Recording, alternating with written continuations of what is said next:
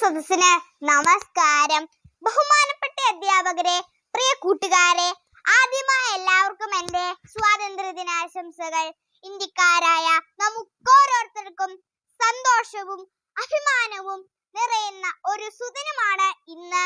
കാരണം 1947 ഓഗസ്റ്റ് 15-നാണ് നമ്മൾ ബ്രിട്ടീഷുകാരുടെ അടിമത്തത്തിൽ നിന്ന് സ്വാതന്ത്ര്യം നേടിയെടുത്തത്. ഈ വർഷം 75-ാം സ്വാതന്ത്ര്യ ദിനമാണ് നമ്മൾ ആഘോഷിക്കുന്നത്.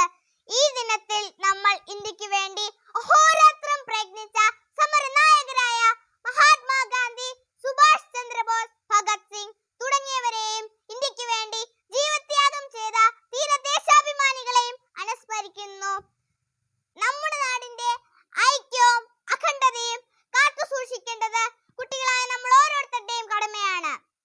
എല്ലാ പ്രതിസന്ധികളെയും അതിജീവിച്ച് ഈ ലോകം മുഴുവൻ ഉറ്റുനോക്കുന്ന ഒരു രാജ്യാന്തര ശക്തിയായി വളരാൻ ഇന്ത്യക്ക് സാധിച്ചു. ഉദാഹരണത്തിന്, ലോകത്തിലെ ഏറ്റവും കൂടുതൽ പാൽ ഉൽപ്പാദിപ്പിക്കുന്ന രാജ്യം ഇന്ത്യയാണ്. അതുപോലെ തന്നെ അരിയും ഗോതമ്പും ഉൽപ്പാദിപ്പിക്കുന്നതിൽ ഇന്ത്യ 2-ാം സ്ഥാനത്താണ്. പ്രവർത്തിക്കുക അല്ലെങ്കിൽ മരിക്കുക എന്നാഹ്വാനം ചെയ്ത് ഗാന്ധിജിയും, നിങ്ങൾ എനിക്ക് രക്തം തരൂ, ഞാൻ നിങ്ങൾക്ക് സ്വാതന്ത്ര്യം തരാം എന്നാഹ്വാനം ചെയ്ത് സുഭാഷ് ചന്ദ്രബോസും ഒക്കെ ഇന്ത്യൻ ജനതയെ ആവേശം കൊള്ളിച്ചു. നമ്മുടെ നാടിനോട് നമുക്കെന്നും സ്നേഹമുള്ളവരായിരിക്കാം. വിദ്യാർത്ഥികളായ നാം നമ്മുടെ കടമകൾ ഭംഗിയായി നിർവഹിക്കുമെന്ന് പ്രതിജ്ഞയെടുക്കാം. സ്ഥിരോത്സാഹത്തോടെ പഠിച്ച് എല്ലാവരെയും സഹോദരതുല്യം സ്നേഹിച്ചും മികവുറ്റ ഭാരതത്തിനായി നമുക്ക് പ്രയത്നിക്കാം.